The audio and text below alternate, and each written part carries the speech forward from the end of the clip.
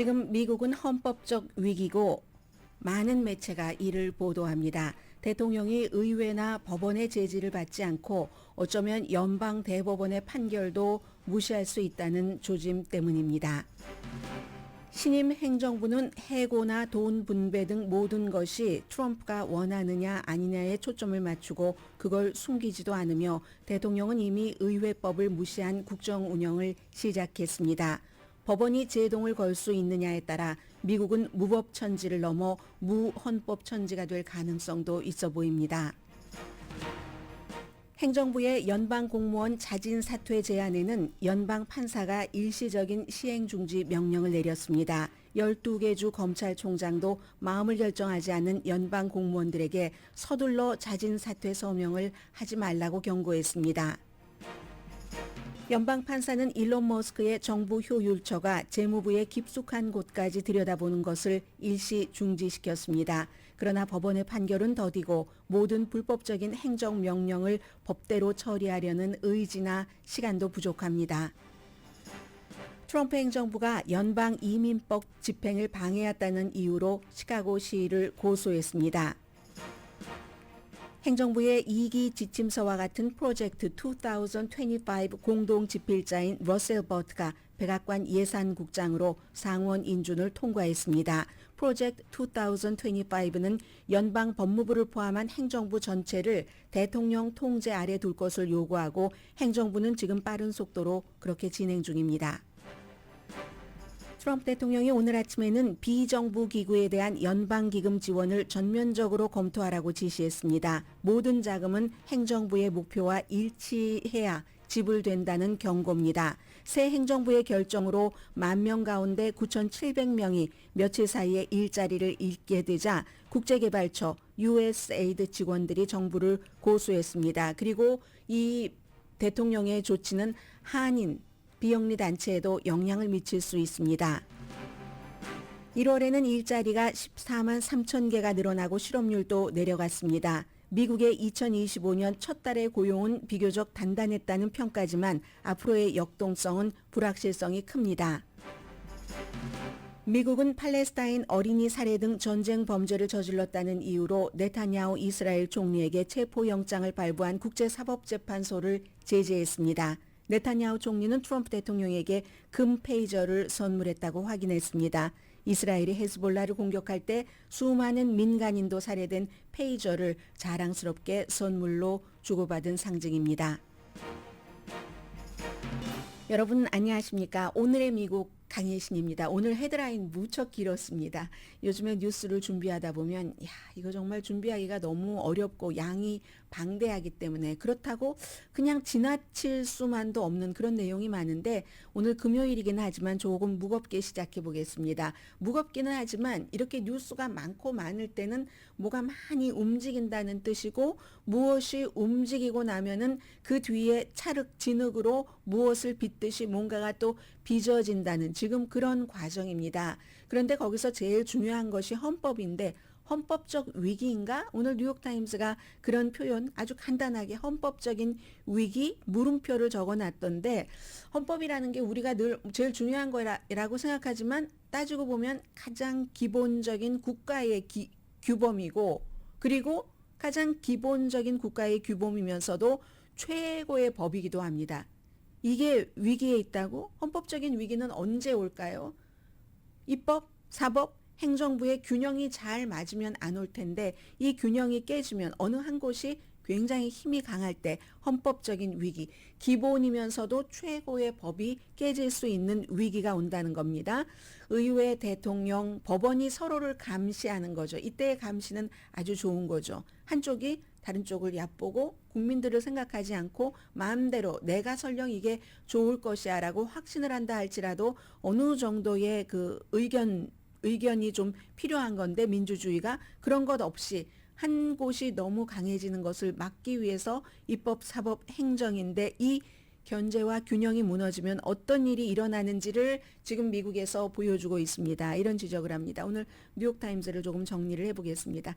뉴욕타임즈를 정리해서 이 트럼프 대통령을 엄청 지지하시는 분들께는 우선 죄송하다는 말씀을 드립니다. 뉴욕타임즈 또 뭐 폴리티코라든가 이런 많은 매체를 백악관에서 더 이상 우리가 돈 내고 구독하지 않겠다고 끊었습니다. 그러나 세상에서 수많은 국가와 심지어 미국의 많은 그 공화당의 뭐 정부에서 일하고 있는 이런 사람들도 그런 매체를 보는 데는 이유가 있겠죠. 오늘 뉴욕타임스를 인용을 해서 전해드리겠습니다. 이 내용은 뭐 여러분들께서 이 같은 그 지적 내지는 분석에 동의를 하던 동의를 하지 않던 지금 트럼프 대통령 들어와서 2주일 완전히 넘치고 3주일째 이제 접어들죠. 주말 지나면 그동안에 그래서 이렇게 일이 진행됐지. 그러면 앞으로는 어떻게 진행될까? 이걸 이제 볼 수 있는 거기 때문에 금요일이지만 충분히 여기에 시간을 쓸 만한 가치가 있다고 생각을 했습니다. 자, 지금까지를 보면은 의회가 자금을 지원한 기구를 대통령이 행정부가 함부로 폐쇄할 수 없습니다. 그게 미국 법입니다. 그런데 일론 머스크의 도움을 받아서 많은 뭐 국제개발처라든가 이제 이런 일들을 했죠. 뒤에도 혹시 시간이 나면 이 부분은 조금 전해드리겠습니다. 그럼 외국을 지원하는 USAID라는 곳이 뭐 직원이 10,000명에서 뭐 거의 200 몇십 명 남겨두고 다 해고한다 하면 그 직원 갑자기 실직된 것도 중요하지만 이거 굉장히 뭐 소프트 파워, 다른 나라의 미국의 파워가 어떻게 되느냐도 중요하지만 오늘 뉴욕타임스는 헌법의 위기다라고 보는 겁니다. 의회에서 그렇게 한 것 관여를 할 수가 없는데 의회를 무시하고 했고 무시당했는데도 가만히 있어요. 지금 의회 공화당 의원들이. 그리고 감찰관을 해고할 때도 역시 의회에 30일 전에 통고를 하고 뭔가 조절이 있어야지 됩니다. 깡그리 무시하고 17명 감찰관을 해고를 했습니다. 법무부의 감찰관, 국방부의 감찰관, 다 감찰관은 독립적으로 일을 하는데 이런 일이 있었고요. 의회가 틱톡이 어쨌든 이것이 다 동의할 수는 없지만 의회가 틱톡이 국가 안보에 위협이 된다 하면서 공화당 민주당 만장일치로 틱톡은 미국 사람이 소유하거나 아니면 미국에서 금지돼야지 된다 하는 법을 통과시켰고 그 법에 대해서 소송을 해서 법원에서도 의회가 맞다라고 판결했지만 대통령은 그 같은 법원의 판결에 따르지 않았습니다. 지금 틱톡을 정부가 살 수도 있다면서 특별한 부서를 만들었습니다. 일론 머스크가 살 수도 있다 이런 얘기들도 나오고요. 틱톡에 대해서 틱톡이 있어야지 된다라고 생각을 할 수도 있고 USAID에 대해서 아니 미국도 힘든데 무슨 다른 나라를 도와 하면서 그런 의견을 가질 수는 있지만 더 중요한 것은 이 기존 법을 완전히 무시하고 여기까지 이미 불과 그 취임하고 2주일 만에 왔다는 게 중요하다는 얘기죠. 다트머스 대학교의 정치학과의 브랜던 리한 교수가 미국의 대통령이 날마다 법과 헌법을 공개적으로 위반하고 있습니다. 헌법 체계를 지금 위험에 빠뜨리고 있습니다. 이렇게 얘기를 합니다. 헌법이라는 게 각 부처가 입법, 사법, 행정부가 자신의 일을 잘할 때 작동이 잘 되는데 우선 입법부, 의회를 보면은 이제 어제 그제 이런 뉴스가 많이 나왔죠. 민주당이 가만히 있으면서 일론 머스크만 욕한다. 민주당이 할 수 있는 일이 없어요. 이게 이제 다수당과 소수당 이런 것인데 의회에서 할 수 있는 일이 없습니다. 공화당이 상원 하원 다 다수당이기 때문에. 그리고 그러니까 의회는 이거 공화당에서 어떻게 해줘야 되는데 공화당에서 해주지 않습니다. 그리고 법원은 느리고 심사숙고하는 원래의 스타일도 있고 지금 법원에 트럼프 대통령 일기 때에 딱 요소에 심어놓은 재판관들도 엄청 많습니다. 해서 내가 트럼프에 의해서 판사가 됐지만 나는 이건 아니다라고 생각을 하면서 판결을 내리려고 하는 판사들이라도 백악관이 너무 빠른 속도로 많은 것을 해내고 있기 때문에 도저히 이 그 행정명령 같은 이 변화를 이미 시행하고 있는 변화를 따라잡을 수가 없습니다. 그래도 의회는 아직도 반격을 할 수 있어요. 공화당 의원들이 아틀라스 슈러그드처럼 어깨만 슈러그드 하고 말잖아요. 심지어 노스캐롤라이나주의 톰 틸리스 상원 의원은 지금 행정부가 백악관이 하고 있는 일이 헌법에 어긋난다 인정을 했습니다. 헌법에 어긋나는데도 아무도 거기에 대해서 불평해서는 안 됩니다. 이거 무슨 얘기입니까? 그냥 트럼프가 하는 대로 트럼프가 원하는 게 맞는 방향이기 때문에 헌법을 위반을 하더라도 그대로 둬야지 된다. 아무도 불평해서는 안 된다는 게 노스캐롤라이나주의 상원 의원 탐 틸리스 의원의 얘기입니다. 그러니까 대통령의 행정명령 대부분이 옳은 것도 있고 많은 사람들이 지지하는 것도 있고 반대하는 것도 있겠지만 아무런 견제 행정부 트럼프 대통령 이외에 왜냐하면 행정부 자체도 지금은 완전히 트럼프의 충신 중에 충신들만 뽑아놨기 때문에 사법부, 입법부는 손도 대지 못하는 채 집행되고 있습니다. 그래서 그럼 지금까지 몇 주일 동안 뭐가 잘못됐죠? 이런 얘기를 또 하네요. 미국의 건국의 아버지들은 미국이 왕이 지배하는 국가가 되는 것을 원치 않았습니다. 그냥 대통령도 한 사람이라고 봅니다. 물론 미국의 대통령제는 워낙에 대통령이 힘이 강하기는 하죠. 그러나 한 사람이 나라의 전체를 대표하는 것을 다 관장한다고 건국의 아버지들은 믿지 않았습니다. 그리고 이번에도 대통령에 선출되긴 했지만 50% 못 받았잖아요. 과반수 못 받았습니다. 그래서 그런데도 불구하고 어쨌든 대통령이 다가 아니다라고 생각했기 때문에 권력을 세 개의 가지로 분산을 해놨는데 보수주의의 분석가가 하는 얘기입니다. 이 얘기는 유발 레빈이라는 분인데 그렇기 때문에 특히 미국처럼 작은 나라가 아니라 이렇게 큰 나라에서는 의회와 같은 많은 사람들이 의회 안에 있잖아요. 하원 의원이 435명, 상원 의원이 100명 이렇게 있는 기관에 의해서 이루어지는 게 맞다. 그리고 또 대통령도 파워가 따로 있고 법원이 파워가 따로 있고 그런데 이렇게 미국 국정을 운영하기에는 헌법을 잘 지키면서 하기에는 정치가 지금 너무 양극화됐다는 지적을 합니다. 70년 전만 하더라도 민주당이 인종분리주의자 민주당이었잖아요. 물론 무슨 뭐 진보 보수 이런 것도 있지만 그리고 대통령이 항상 자신이 속한 당원들만 의존을 해서 모든 일을 할 수가 없었습니다. 미국은 최근까지 가장 최근에는 아들 부시 대통령 때 너무나 중요한 그 사회보장제도 이것을 소셜 시큐리티를 민영화하려고 했죠. 민영화하려고 했는데 그때 공화당이 말을 안 들어줬어요. 공화당이 민주당과 함께 대통령이 소셜 세큐리티를 민영화하려는 것을 막았습니다. 근데 오늘날은요. 더 완전히 당이 공화는 공화, 민주는 민주.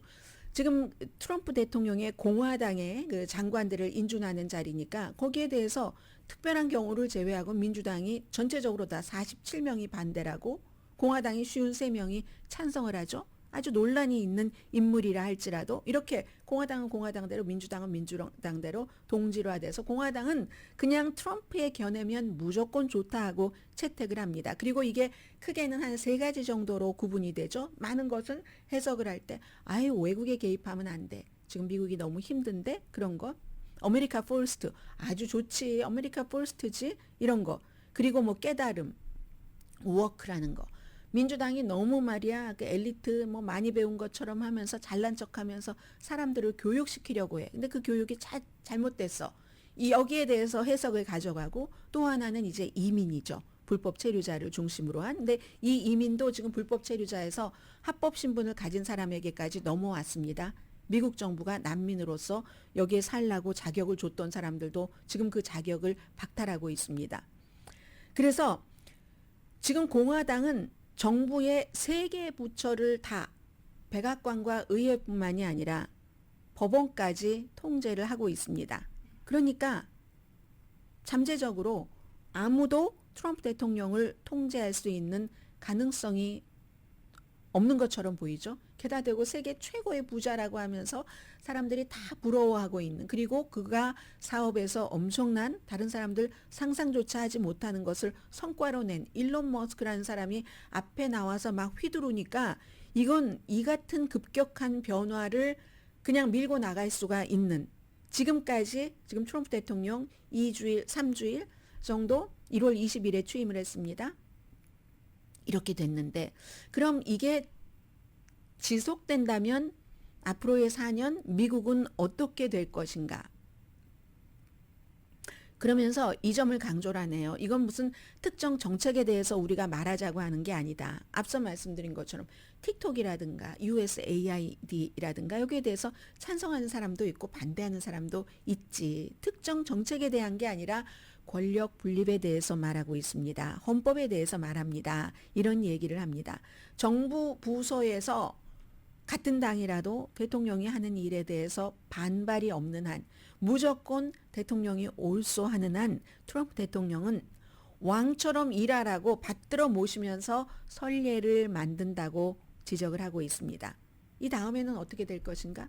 교육부 지금 폐지한다고 하잖아요. 다음 주에 아마 교육부 장관 인준청문회 있을 텐데 그 교육부 장관 지명자가 교육부 없애야지 된다고 목소리를 높였던 사람이고, 그래도 교육부 장관인데 자신의 이력에 대해서 거짓말로 교육이 전공이 아닌데 내가 교육이 전공이었다고 이력서에 거짓말을 쓰는 사람을 교육부 장관으로 지명을 해서, 이걸 다른 행정부 같으면 상상도 할 수 없는 일이에요. 아마 지명될 가능성이 높겠죠. 교육부를 해체해야지 된다는 사람이 교육부.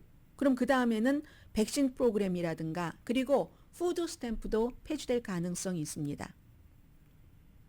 조건을 아주 까다롭게 한다던가 이런 것도 많은 분들이 뭐 존중을 하겠지만 하루아침에 모든 것들이 지금처럼 없어질 수 있고, 그리고 돈을 지금 절약하기 위해서 여러 가지를 하고 있다 하는데 그 돈으로 결국은 무슨 뭐 불법 체류자를 어디에 가두는데 돈이 너무너무 많이 듭니다. 한 사람 추방하려면 만 몇천 달러 든다고 하잖아요. 그런데 쓸 수도 있죠. 그리고 또 터무니없는 시나리오라고 표현을 하네요. 그렇지만 가자 지구를 점령할 수도 있다.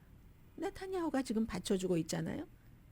그래서 근데 지금 말씀드린 이런 모든 것들은 의회에서 결정돼야지 된다. 그런데 이걸 대통령이 하고 있다. 그래서 미국의 앞서 말씀드린 그 니안이라는 교수의 연구팀이 쭉 미국 대학교의 정치학자들을 대상으로 지금 얼마나 미국의 민주주의에 대해서 걱정하고 계세요? 이렇게 물어봤더니 트럼프 대통령 일기 때는 그래도 미국은 이런 얘기 우리가 많이 하고 들었잖아요. 시스템에 의해서 돌아가는 나라가 미국이다. 시스템. 대통령이 좀 독선적인 면이 있어도 주변에 다른 사람들과 시스템에 돌아갈 거야 해서 큰 걱정 안 했는데, 지금은 모든 것이 다 앞서 말씀드린 그런 이유들 때문에 걱정을 하는, 그런 미국이 민주주의가 지켜질 것이 하는 자신감이 미국의 정치학자들 사이에서는 엄청나게 떨어졌답니다. 법원이요? 여전히 할 수 있는 일이 있죠. 오늘도 하긴 했어요. 어제도 연방 직원에게 뭐 8개월 여러 가지 혜택 받고 뭐 그냥 자진 사퇴해라. 그럼 이제 나중에 기간에 따라서 은퇴연금 같은 게 있잖아요. 그런 거 못 받는 거죠. 이것에 대해서 너무 빨리 어제로 시한을 해놨는데 이걸 적어도 월요일까지는 시행하지 말아라. 이건 사실 백악관도 원했던 거예요. 더 많은 사람을 받기 위해서. 그런 것이라든가 아니면 일론 머스크의 재무부가 하는 일들, 아니 일론 머스크가 재무부에 아주 예민한 것까지 다 들여다보려고 하는 것도 일단 중지시킨다던가. 왜냐하면 일론 머스크가 지금 더치에서 이제 말하자면 데리고 일하는 너무 어린 아이들이니까 19살 뭐 이런 사람들이니까. 그러니까 그거 아무것도 모르고 뭐 비밀 이것도 시스템 다 거치지도 않았다고 하는데, 그러니까 일단은 이제 멈춰라 하는 이 정도의 판결은 내립니다. 그리고 또 그 나치에서 일하는 아주 앞장서서 일하고 하는 그런 청년이 굉장히 인종차별적이라고 하잖아요. 공개적으로 인종차별적인 그런 내용들을 또 이 소셜 미디어에 많이 올렸고, 그래서 어제 사임을 할 수밖에 없었습니다. 그래서 법원에서 약간 이 정도의 판결은 낼 수 있지만 법원이 모든 조치를 다 뒤집지도 못하고 모든 것을 다 할 의도도 없고 시간도 없습니다. 그래서 예를 들면요, USAID 같은 경우는 그거 없어져야지 돼라고 생각하시는 분들도 계시겠지만 하루아침이잖아요. 하루아침이기 때문에 어떤 일이 나오냐면은 뭐 몸속에 뭔가를 심은 사람들, 그리고 미국이 또 임상실험적인 약에 대한 임상실험 같은 것도 하죠.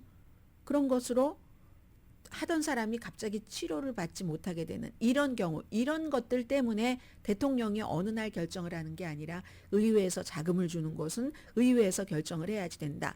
이런 것이 있는데, 그래서 이제 만약에 소송을 한다 할지라도 이게 다 끝까지 안 되고 뭐 가능은 해요. 연방 대법원이 트럼프 대통령이 믿고 있잖아요. 내가 3명이나 있는데 믿고는 있는데 어떤 때는 연방 대법원이 그 대통령의 그것을 반대로 할 수도 있습니다. 근데 이번에 쉽진 않을 것 같아요. 왜냐하면 이번에 보니까 보통 이제 그 장관들 선서할 때는 다 부통령이 이 선서를 맡는 사람이 되거든요. 클래런스 토마스가 몇 명을 했는지 몰라요. 지금 한 제가 보기만도 3명, 4명 정도 한 것 같은데 집에서도 한 것 같고 하는데 이 클래런스 토마스는 아프리칸 아메리칸 두 번째였었죠. 지금은 이제 또 여성 아프리칸 아메리칸 대법관도 있지만 그러나 백인보다 더 하얗게 특히 그 지니인가요? 지니 같네요. 그런 와이프, 그 백인 와이프, 원래 그 클래런스 토마스 뭐 일했던 그런 사람이 너무너무 의사당 폭동 사건이나 이런 것에 대해서 너무너무 극우적이기 때문에 그리고 실제로 남편의 일에 많이 개입을 합니다. 그런데도 이건 트럼프 대통령이 요구를 해서 클래런스 토마스가 장관들 선서를 주도하게 했거든요. 이런 것을 보면은 야, 이미 그 연방 대법원까지도 다 계산을 하고 있는 거다. 이런 생각을 하고 있기 때문에 이 법원에서도 대통령을 막을 수 있을지 모르겠다. 그리고 또 다른 걱정을 학자들은 한다고 지적을 합니다. 트럼프 대통령이 만약에 그럴 때 연방 대법원에서 잘해주세요 하고 뭔가를 다 이렇게 다지고는 있는데 연방 대법원까지 모든 케이스가 올라갔을 때 대법원이 대통령의 뜻이 아닌 반대의 판결을 내린다면 이 트럼프 대통령은 법원을 무시할 수도 있다고, 연방 대법원의 판결을 무시할 수도 있다고 보는 전문가가 많은 것 같습니다.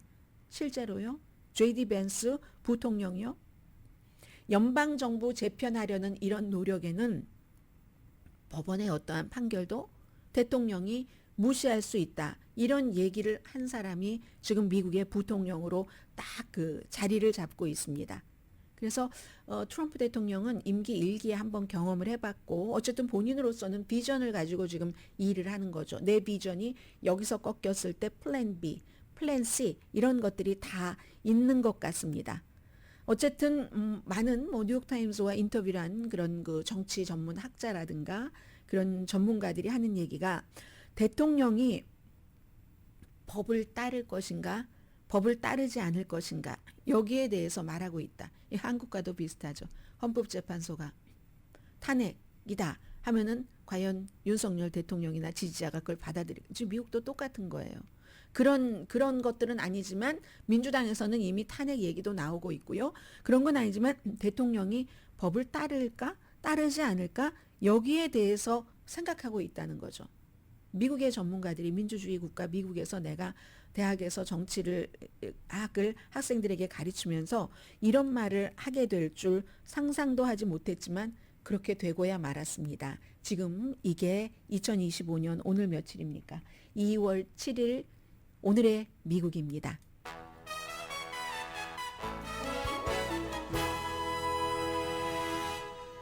오늘의 미국은 전문가가 추천하는 이민법, 가정법 전문 재인정 종합법률사무소, 총 20억 달러 승소, 교통사고와 상해 전문 브라이언 타필라와 CG 변호사 그룹, 집융자 홈에퀴리 라인 오브 크레딧, 급한 하드머니도 정말 쉽게 잘하는 융자 나라, 세계 최초 AD와 인공지능 마사지 체어 디오스를 사이프러스 카후나 본사에서 체험하세요. 카후나 마사지 체어 공동 후원입니다.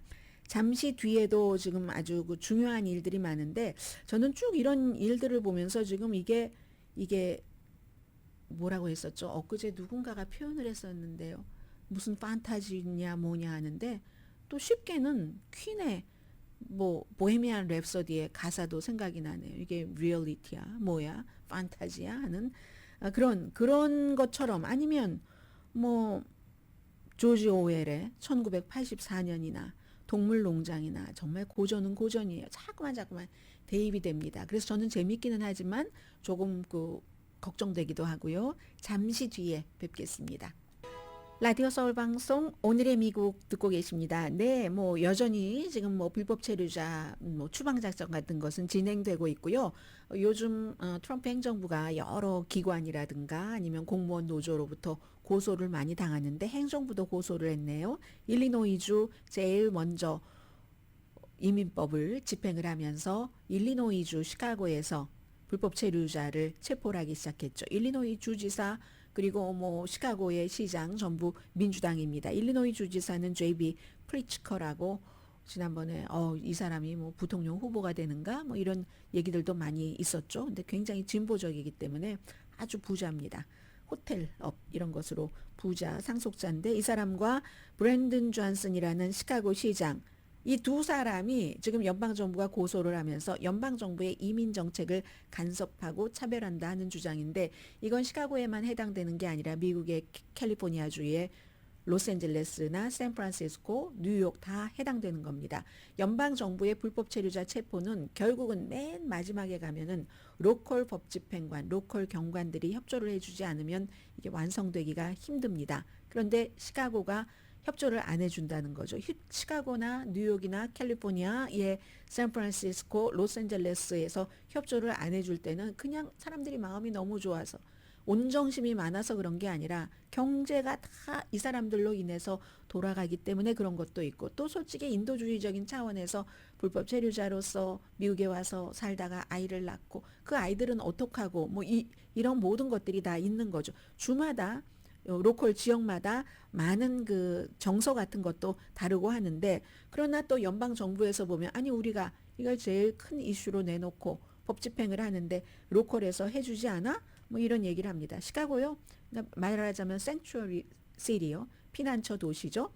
아예 로스앤젤레스와 거의 비슷한 그런 법이 있습니다. 그래서 로컬 기관이 이민 관세국 요원이 누구를 막 체포하고 하려고 할 때 뭐 시청 시설을 이용하는 것도 금지하고 또 뭐 이민에 대해서 뭔가 아무튼 협조해주지 말자가 기조인 거죠. 그리고 말씀드린 것처럼 로컬 정부의 협조가 없이는 힘들고 국경 자르라고 이름이 붙어 있는 탐 호먼 이분은 피난처 도시는 이 피난처 도시 생츄어리 시티가 아니라 범죄들의 피난처다. 이건 범죄들의 피난처 이렇게 얘기를 했고요. 그리고 이제 그 법무장관 이 법무장관이 딱 선서하자마자 몇 시간 만에 제일 먼저 한 것이 트럼프 대통령을 수사한 사람들을 다 지금 조사를 하겠다는 것이고 그리고 이 피난처 도시에 대해서 연방 지원 삭감하겠다라고 다짐을 했습니다. 뭐 법무부가 돈 주는 곳은 아니에요. 그러나 이제 본인이 그런 일을 하겠다라고 얘기를 했고 이와 관련해서는 두 번째 이제 이 비슷한 판결이 나온 거잖아요. 설령 불법 이민자의 자녀라도 미국에서 태어나면 미국 시민권자다 하는 것인데 이것을 아닌다 하는 게 2월 19일부터 시행 예정으로 알고 있는데요. 그런데 이제 이게 지난번에 한 번 판사도 시행 중지 명령을 내렸고 두 번째도 이번에 워싱턴주의 판사입니다. 불법이다. 이건 뭐 헌법 수정헌법 14조에 어긋난다. 이렇게 그 판결을 내렸고요. 뉴욕을 포함해서 18개 주, 뭐 캘리포니아, 애리조나 이런 데 포함이 되죠. 그런 데서도 다 이제 이것은 아니다 하고 지금 소송을 하고 있습니다. 그리고는 어떠셨어요? 여러분들 연방 공무원이셨다면은 어제까지로 일단 마감이었는데 법원에서 마감 시행을 늦춰 그러니까 마감 시한을 연장한 거나 마찬가지예요. 그리고 그 뒤에는 어떻게 될지 모릅니다. 적어도 월요일까지. 왜냐하면 연방 공무원들 우리 공무원 줄여야지 되고 그리고 또 더 중요한 목적은 줄이는 것도 있지만 트럼프가 하는 것에 적극적인 협조를 하지 않을 사람은 그냥 알아서 나가라 이거죠. 대신에 8개월 동안 9월 30일까지 뭐 봉급도 주고 모든 베네핏은 준다. 근데 다만 여러분들께서는 뭐 공무원이신 분들은 제일 중요하게 생각하는 거니까 뭐 알고 계시는 그런 일이죠. 은퇴연금에 대해서는 계산을 이제 잘 하셔야지 될 것 같고요.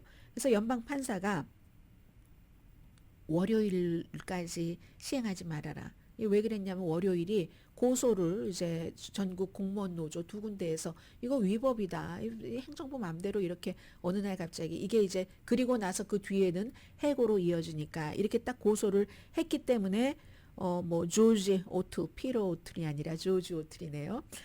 이 판사가 그렇게 판결을 내렸습니다. 이건 아니다라고 판결을 내렸고 백악관도 원했습니다. 왜냐하면 원래 목표가 200만 명의 연방 공무원 가운데서 한 뭐 5%에서 10%라고 하니까 그럼 뭐 10만 명에서 20만 명 정도는 사인하길 바랬는데 조기 자진 퇴진을 하는 거. 한 5만 명 정도 사인했다고 하거든요. 그러니까 백악관도 뭐 주말에 더 많은 사람이 사인하기를 기다리겠죠. 근데 지금 이 고소를 한 사람들이 법 위반이다.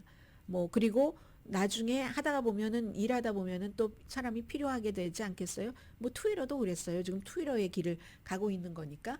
그러면 또 자격이 좀 덜한 이런 사람들로 대치를 할 수도 있고. 그리고 또 하나는 만약에 이 일이 연방 뭐 법원에서 어떤 판결이 나와서 완전히 이제 없던 일로 된다든지 부처에 따라서 그렇게 되는 경우는 원래 사임을 하려고 했었다, 사직서를 제출하려고 했었다, 이런 사람들은 딱 그 위에서 볼 때요, 인사과 이런 데서 볼 때 이 사람은 원래 트럼프가 마음에 안 들어서 나가려고 했었던 것 아니야? 이렇게 좀 의심을 살 수 있는 이제 그런 일들도 있다 해서 미국의 뭐 여러 개 주에 10개가 넘는 주에서 검찰총장, 법무장관들도 연방정부에서 돈을 줄 수 있는지, 돈을 다 줄 의지가 있는지, 돈을 주는 게 합법인지 이런 것들도 애매모호하니까 섣불리 서명을 하지는 마시라, 지금 이렇게 얘기를 하고 있고요. 어차피 지금 어제도 백악관에서 대통령과 공화당이 열심히 일을 하고 있는데 예산 때문에요. 3월 14일까지 지난해에 임시 예산을 통과를 시켜놨기 때문에 이것도 안 되면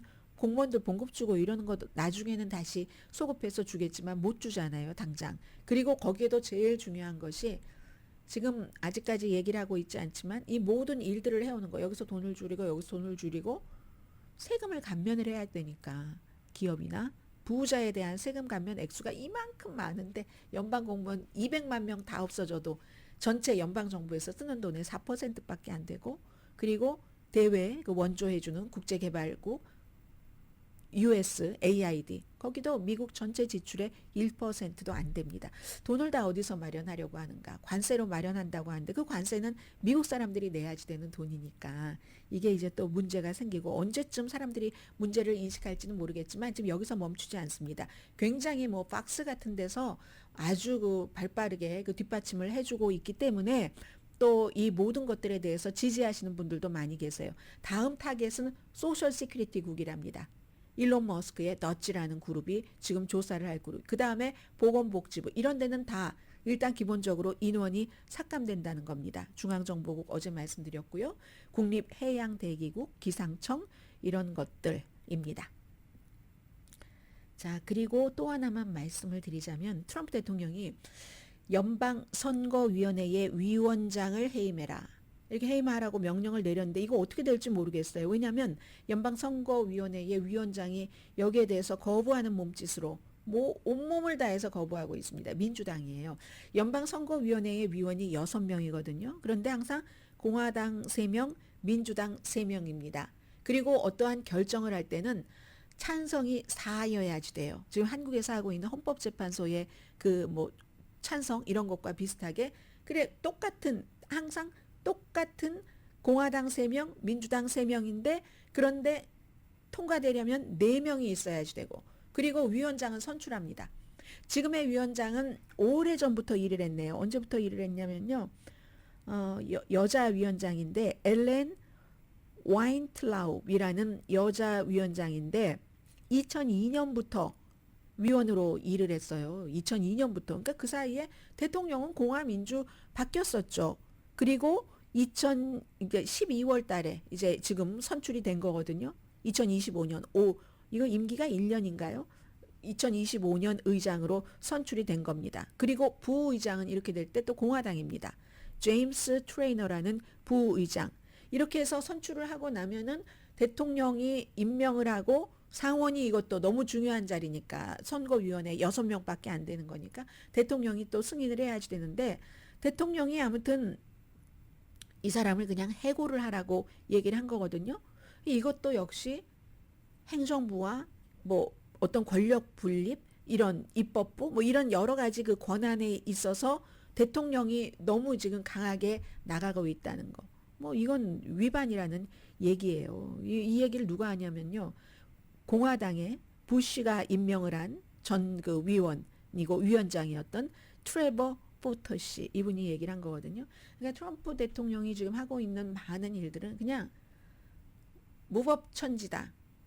내가 법을 지금 계속 위반을 하고 있으니까 이런 점에서 굉장히 중요하고, 이렇게 제일 중요한 사람이 법을 위반하면은 다른 사람들은 글쎄요 어떻게 할지.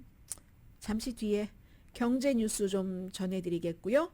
또 중요한 우리의 모든 돈이 너무너무 중요한데 그런 것들 말씀드리겠습니다. 일본 총리가 와서 지금 백악관에 있네요. 잠시 뒤에 전해드립니다. 라디오 서울 방송 오늘의 미국 듣고 계십니다. 네, 우선 1월 달이 경제 보니까 좀 그 일자리는 좀 단단했다 이렇게 볼 수 있겠는데요. 14만 3천 개 일자리 만들어졌고 실업률 4% 조금 내려갔네요.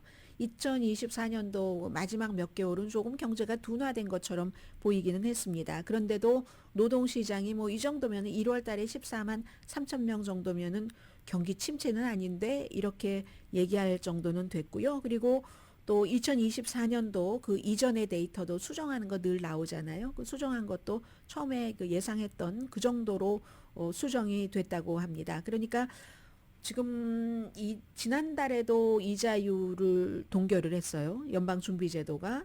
그 이유는 경제가 아직은 뭐 건전하고 노동시장도 활발하다 이렇게 얘기를 해서 좀 이자율을 결정을 하는데 시간이 좀 있다. 이제 연방준비제도가 이런 정도로 얘기를 했거든요. 그러면서 트럼프 대통령의 경제 정책을 이제 여러 가지로 모니터링을 지금 하겠죠. 뭐 무역전쟁 포함되고 이거 당장 2월 말 3월 달부터 이제 캐나다와 멕시코에 대해서 또 최종적으로 결정을 내리게 되고 중국도 이제 시작을 하니까 미국에 대한 그 아주 같이 대응적인 이런 것도 시행을 하게 되고 하니까 좀 봐야지 좀 될 것 같습니다. 다음 주부터 중국은 미국 상품에 뭐 15%까지 관세를 부과한 이거 보복이죠. 보복 관세를 한다고 하고 그래서 2025년 1월 달은 조금 견조한 이런 것으로 시작이 됐다. 그 역동성 계속 고용시장 이렇게 갈 것인가 이건 지금 알 수가 없죠. 새로운 행정부가 시작이 돼서 제일 중요하다고 보고 있는 관세 정책 같은 것들 이런 것들이 어떻게 어떤 방향으로 이끌어갈지 알 수 없기 때문에요. 또 돈 관리는 트럼프 행정부 임기 1기에도 백악관의 예산국장이었던 사람 러셀 보트라는 분인데 이분이요 트럼프 행정부 1기에서 연방 예산국장을 했고 그 다음에 있다가 헤리티지 재단의 프로젝트 2025라는 트럼프 대통령의 임기 2기의 청사진을 뭐 900 몇십 페이지라고 하죠. 이것을 공동으로 집필한 사람입니다. 공동으로 집필해서 가장 중요한 것이 트럼프 대통령 아래 모든 걸 둬야지 된다. 근데 이제 이런 사람이 예산국장으로 연방 상원의 인준을 통과했습니다. 민주당이 통과하지 않으려고 밤새도록 막 온갖 것을 다 시간을 끌어봤지만 결국은 보여주는 거죠. 어차피 통과될 것 알면서도 우리 이만큼 싫어했다. 53대 47로 통과가 됐고요. 사실은 트럼프 대통령이 가장 위험한 후보다. 어느 장관보다도 그게 바로 이 프로젝트 2025를 공동 집필한 러셀 버트. 모든 법무부를 포함해서 법무부 같은 경우는 대통령도 견제하고 해야 되는데 법무부를 포함해서 모든 건 다 대통령 아래에 둬야지 된다. 지금 그렇게 가고 있잖아요. 법무부라는 곳이 독립적이어야지 되고 무슨 뭐 수사국도 독립적 연방준비제도도 독립적 지금 그게 하나도 없는 거예요. 연방선거위원회도 독립적이 아니라 일사불란하게 미국의 지금까지 민주주의에서 보지 못했던 모든 것을 트럼프 대통령 아래에 두려고 하는 이제 그런 거. 그래서 전체적으로 뭐 거의 7조 달러에 달하는 뭐 6.75조 이렇게 하는 게 제가 안 틀리더라고요. 차라리. 그러니까 거의 7조 달러에 가까운 연방 예산을 관리를 할 사람이 이제 이런 사람들이다 하는 거. 그리고 이제 다음 주부터는 뭐 이 세금 감면을 어떻게 하지? 뭐 이런 것들을 논의를 하게 될 것 같고요. 백악관은 그 직원들 여러 가지 그 뉴스 구독 뭐 앞서 잠시 말씀드렸지만 뉴욕타임스라든가 폴리티코라든가 이런 거 다 중단을 한답니다. 자. 그리고 다시 말씀드리면 폴리티코가 무슨 뭐 연방 정부로부터 뭐 800만 달러를 받아 이거 다 거짓입니다. 그런 건 아니고요. 연방 정부 기구가 너무너무 많고 하니까 그런 곳에서 일반 폴리티코만 구독하는 게 아니라 저도 구독하고 폴리티코 프로라는 것 개인이 구독을 해도 몇천 달러 제일 싼 게 3천 달러예요. 5명이 같이 보면 8천 달러 뭐 이런 거 그런 거 그게 정보를 거기 있으니까 말하자면 요즘 모든 것 당신에게만 특별하게 줄게요 이런 것 있죠. 그리고 그만큼 가치가 있으니까 보겠죠. 그런 것이지 그게 무슨 쫙 오늘 보니까 폴리티코에서 아직까지는 반격을 하던데 폴리티코가 지금 그 근육이 있어요. 뼈도 있고 아주 척추가 단단합니다. 다른 매체 ABC 이런 데서 가서 네, 뭐 얼마 1,500만 달러 드리겠습니다. 또 어디가 2,500만 달러 줬죠?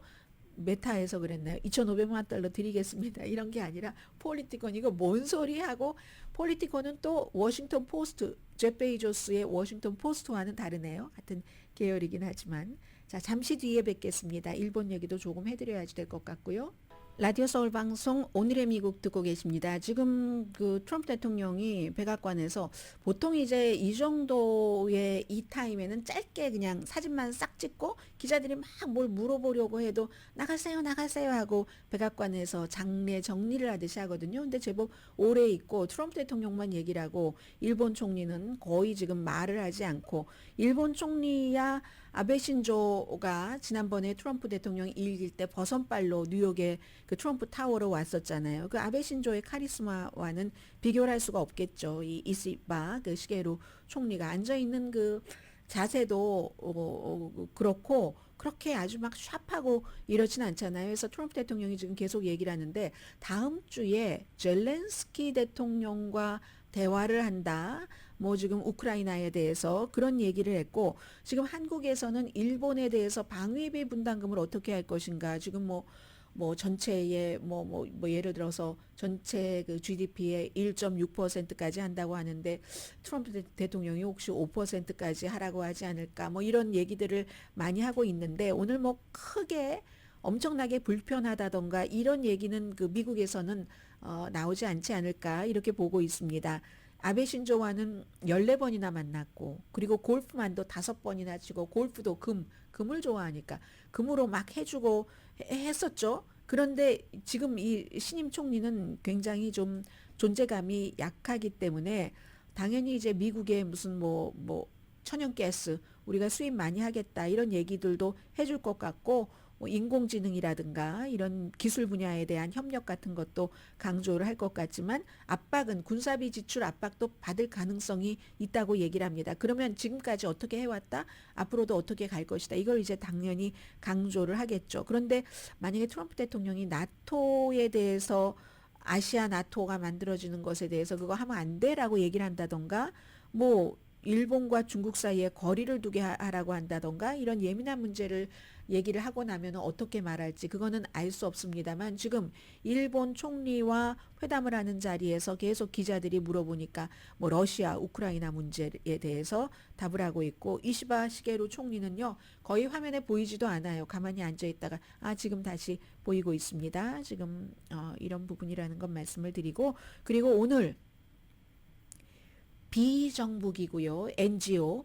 그러니까 화면을 그냥 확 바꾸네요. 별로 일본 총리가 하는 말도 없고 하니까 비정부 기구에 대한 연방 자금 지원을 검토해라라고 트럼프 대통령이 이시다 이 총리를 일본 총리 만나기 전에 얘기를 했습니다. 그리고 이것도 모두 다 미국 우선. 근데 미국 우선이라는 게 미국 우선인 거야? 아니면 그냥 트럼프 대통령이 원하는 비전인 거야? 이런 생각은 또 해봐야지 되는 거죠. 그렇게 해라 라고 얘기를 했고 지금 미국 국무부가 발표한 거에 따르면 미국의 NGO가 이런 거 한 150만 개 정도가 있다고 하거든요. 뭐 제일 유명한 게 국제 앰네스티죠.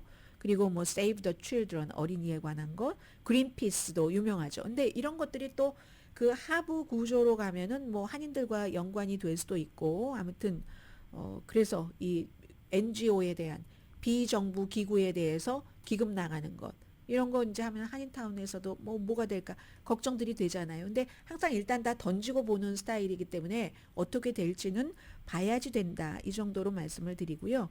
그리고 이스라엘 말씀을 좀 드려야 되겠네요. 네타냐후가 저는 트럼프 대통령 만나고 금방 가는 것인가 했는데 그렇지도 않더군요. 이 마이크 존슨 그 하원 의장도 만나서 열심히 얘기를 하고 하는데 트럼프 대통령이 가자 지구를 점령을 하고 이스라엘이 서한을 완전히 지금 이스라엘 것으로 이렇게 딱 합병을 하는 이런 것으로 뭐 허용을 하나? 뭐 이런 얘기들도 지금 조금 나오고 있거든요. 어쨌든 기본적으로 이번에 우리가 가자를 점령하겠어라고 트럼프 대통령이 얘기한 것은 뒤에 뭐 군대를 보낸다던가 이런 부분에 대해서는 조금 물러서긴 했지만 그건 두 개의 국가 솔루션이라고 수십 년 동안 미국과 유럽과 많은 국가 그리고 팔레스타인 때로는 이스라엘의 좀 큰 어른과 같은 정치인들이 같이 평화 협상으로 해왔던 두 개의 국가 솔루션은 지금 트럼프 대통령 임기 4년 동안은 없을 것이라고 보면 될 것 같습니다. 국제형사재판소가 이 네타냐후 총리 그리고 국방장관도 가자지구에서 어린아이들을 너무 많이 죽였어. 전쟁 범죄로 처음에 이제 뭐 체포영장 이런 거 같은 거 다 발부를 하니까 영장 발부했다가 체포영장까지 발부를 하니까 국제형사재판소를 제재하는 행정명령에 어제 서명을 했습니다. 그럼 이 행정명령은요, 국제형사재판소 사람들, 뭐 가족들도 되고요, 어떤 여행도 금지하고, 뭐 제재를 많이 한다는 얘기입니다. 국제형사재판소에는 미국도 이스라엘도 가입하지는 않았기 때문에 이렇게 네타냐후가 미국에 올 수 있었던 거고요. 그리고 이제 이게 또 이슈인데, 어제 네타냐후가 이 트럼프 대통령에게 그제 그 선물을 준 게 골드 페이저, 삐삐였대요. 어떤 분이 제이슨이라는 분이 그런 얘기를 하시던데. 비비이잖아요. 그 네타냐후 이름이 비비가 삐삐를 트럼프에게 줬는데 그게 골드다 뭐 이런 얘기를 하면서 또 트럼프 대통령이 좋다고 얘기했는데 그게 왜 골드 페이저를 줬냐면은 2024년 9월 17일이었습니다. 세계가 깜짝 놀랐죠. 이스라엘이 저렇게 무기를 한다고 다 저렇게 페이저에다가 심어서 헤즈볼라와하고 싸울 때 레바논에 해서 헤즈볼라를 목표로 했는데 그게 헤즈볼라만 죽을 수 없는 거잖아요. 그 페이저라는 건 일반 사람들도 가지고 다니고 주변에서 폭발해서 수천 명이 어린아이까지 9살짜리 아이까지 뭐 다치고 민간인들도 이렇게 다치고 했죠. 그 뒤에 하루인가 이틀인가 뒤에는 또 워키토키가 폭발했잖아요. 사람들은 너무 잔인하다. 그리고 기발하긴 하지만 잔인하다 했는데 트럼프 대통령은 훌륭한 작전이었다. 네타냐후도 훌륭하다는 뜻에서 이런 것을 선물을 주고받았겠죠. 10시에 브라보 마이 라이프 방송됩니다. 송대관 씨 숨졌다고 하는데 저는 같이 오랜 동안 일을 했었던 정재윤 씨가 내일 이제 아침 11시 한국장의사에서 추도식을 한답니다. 제가 귀를 안 뚫었어요. 귀걸이 떨어뜨리면 선배하고 가져다 주고 스카프 떨어뜨리면 선배하고 가져다 주던 굉장히 섬세하고 재치 있고 대단한 정재윤 씨입니다. 강혜신이었습니다.